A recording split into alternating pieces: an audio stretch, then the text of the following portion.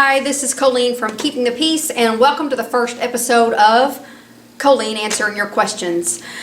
You saw my introductory video where I asked you all to give me some questions down below, or call me or email me. And the first question I want to include is from a phone call, and the question was, what kind of target should I use? Or what kind of targets should I use? So what I'm going to do is take you on a tour of some of the targets that I stock. It's probably about half. And just kind of tell you some of the things that you might work on with those targets. Here we go.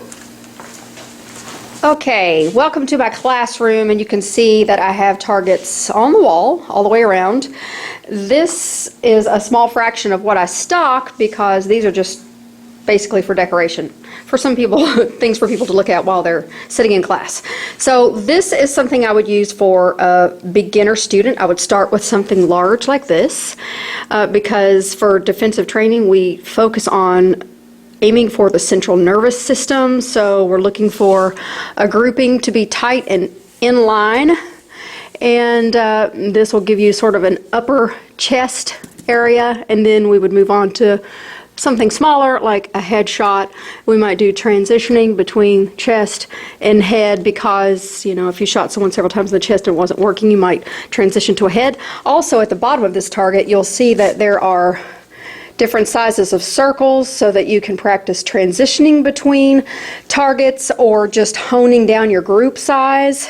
It's handy for that. Also, if you want to simulate distance but you don't have a lot of distance to work with in your indoor range, you might be able to just get a downsized target to simulate further distance.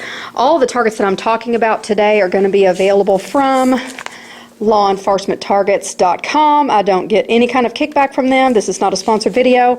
That just happens to be where I order my targets from. So that's what I would probably use first. Then I would go to something like this. I generally start with something with no face, and then we move to something with a face because some people are kind of freaked out at first by shooting something that looks like a person. This, you'll see, has the central nervous system marked. It's got triangular section here, eyes and nose, the softer part of the head where it's easier to get your rounds through, and then you've got your upper chest marked. It also has a larger area marked. You're going to have effective shots anywhere in this larger area, but the smaller area, of course, is best. Then I might move to something like this. And you can do a whole lot of different things with this target. You can see that it has the spinal column drawn on there. It also has the heart and the lungs, and then of course the brain is simulated here, so you can work on that type of shooting. You could also work on small target transitions with these different shapes, numbers, and colors. Sometimes what I'll do with a shooter that's getting more advanced is I will have them holster, turn away from the target, and I will come up with a combination of letters, colors, and shapes and numbers, whatever is included on the target. I will call out a group of 5, and they'll have to turn, draw from the holster, and shoot the pattern that I said. It'll be different every time. It makes their brain have to activate and helps them to make sure that they have all of their skills in their belt. This is a real common target that you would see for a concealed carry class. This is another example of a target that has a face, but it has some things drawn in. So you can see the spinal column going up here, you can see the heart, you can see the lungs, the brain is simulated there. But this one's a little bit different because she's pointing a gun at your face. So that's a big distraction when you see the barrel of a weapon looking straight at you. So it just kind of, you know, steps you even more forward of keeping what you're trying to hit in your mind even when you're looking at the barrel of a gun. Okay? Let's see. What are some other examples? Let's move around here just a little bit. This would be an example of something that you would use just to do what you've already learned on the marked targets, except now there's clothes over that so you don't see it. So that would be an example. This would be another example. Dude coming in the door of your house. You know, everything's covered up with clothing, so now you have to take what you had drawn out and apply it to something with clothing. Same thing here, but he is turned slightly, so you kind of have to imagine, you know, because you've got a shoulder shifted forward, so it's making you think a little harder. Also, you'll notice on this target, this is actually from Obscure, this is a different place, but you'll see that it has a little window drawn out around his glasses there for your headshots. This would be an example of someone bladed toward you.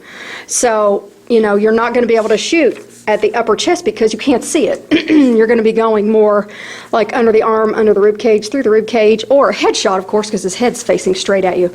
Same thing here with this guy. It's kind of funny that someone would actually shoot at you like that, but I guess if they were running, they might try that.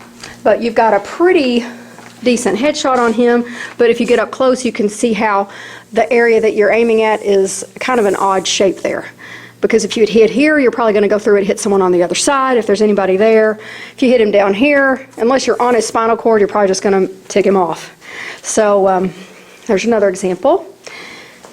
This is one of their what do they call it? The workplace violence. Yeah. You can see the different scenarios that they offer there. Workplace violence, this dude's supposed to be coming into a room, coming down a stairway, getting ready to shoot a bunch of people in the lobby. You're in the lobby. What do? And you're having to shoot around a barrier plus above a little glass partition there. So you have a much smaller area to shoot at. Another example of that is here.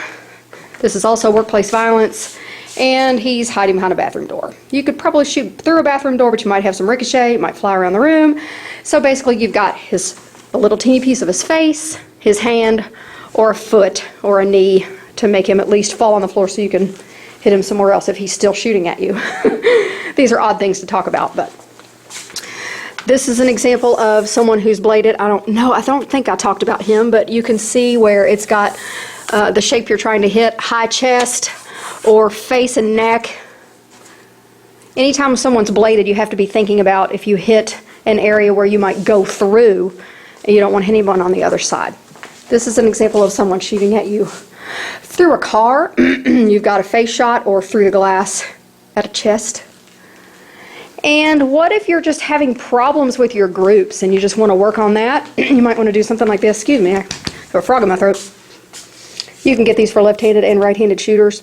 These are not perfect diagnosis targets, but they'll at least help you get an idea. A lot of times, you can be doing one thing and you can be anywhere down in this area. So don't think that this is perfect. It's better to have someone looking at you because you might be doing one or a combination of these things, but you can get diagnostic targets like this for left-handed and right-handed shooters. You can also just download them and print them on paper. Sometimes there are targets that are just made for fun, like this one. This is a target company called Designer Gun Targets. It's supposed to be made for females, of course. You've got flowers. You've got like a little human figure here with flowers. You can do fun things with this that are still applicable to the real world. You can do target transitioning between these different flower areas. You can work on honing down your group, starting with a big flower, working toward something smaller. I don't generally use targets like this because I like it to be a little more realistic, but hey, if you want to shoot flowers, that's great. Here's an example of something a little more advanced where you're having to shoot someone who's holding a hostage and you want to make good and sure you don't hit your hostage. So this would be, a headshot. Someone might try a shoulder, since this shoulder, is controlling the gun. If you can get a good shoulder hinge shot, they're probably not going to be able to control the gun very well, so that would be an idea. Sometimes people like to shoot zombies or skulls, things like that for fun. This might be something you would use long distance. It's very, very rudimentary there. I think bowling pins are great for practicing target transitioning and central nervous system shooting because the shape, you've got tiny little head, tiny little chest area. I try to get people to shoot here and here and then transitioning. Sometimes I'll number them, sometimes I'll letter them. And sometimes I'll call out different sequences where they'll have to transition between different ones. And that's a really good challenging target. And it's fun. They're in the gallery target section, I believe, on lawenforcementtargets.com, letargets.com. Have I covered them all? This is one of the cardboard zombie targets. If you buy the bleeding zombie targets, this is actually something that pops out of the box. And they're good thick cardboard. You can shoot them a bunch of times. And sometimes what we'll do is we'll pop these little circles out and put little clay pigeons in there They stick perfectly from the back side. Just pop them in from the back, and then you can shoot out your clays, and that's super fun. That's just pure fun. So I think I've covered the examples that I have here in the classroom. I probably have half of what I stock here, but that just gives you a few ideas of different targets you could use. And again, you can get good prices on targets if you buy them 50 at a time through letargets.com. Where's the website? Here we go. letargets.com. Hope that helps. Thanks for watching. Bye-bye.